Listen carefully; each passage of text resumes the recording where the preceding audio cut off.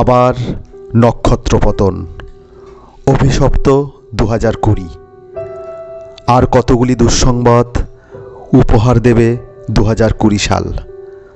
প্রয়াত হলেন বিশ্বের সর্বকালের সেরা ফুটবলার, ফুটবল রাজপুত্র দিয়াগো মারাদোনা।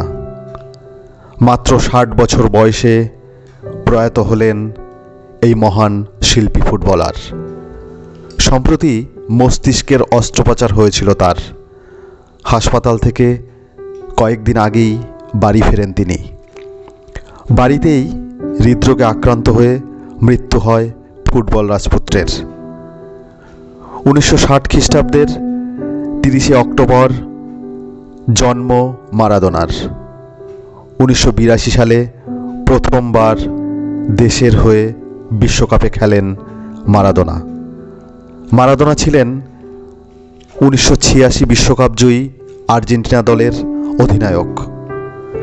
সেই বিশ্বকাপেই 5 জনকে কাটিয়ে তার সেই অবিস্মরণীয় গোল আজও অমলিন। 86 বিশ্বকাপে মারাদোনার সেই হ্যান্ড অফ গড বিশ্বের প্রতিটি মানুষের মনের কোণায় আজও বিদ্যমান রয়েছে। এছাড়াও 90 এবং 94 বিশ্বকাপেও দাপটের সঙ্গে খেলেন মারাদোনা। আর্জেন্টিনার হয়ে তিনি মোট 91টি ম্যাচ খেলেন। এই 91টি ম্যাচে 34টি গোল করেন তিনি দেশের জন্য। ফুটবলের কিংবদন্তি দিয়াগো মারাদোনা। ফুটবল হারালো তার রাজপুত্রকে। বিশ্ব আজ শোকে বিহ্বল। কোটি কোটি ফুটবল প্রেমীকে কাঁদিয়ে না ফেরার দেশে পাড়ি দিলেন ফুটবল রাজপুত্র।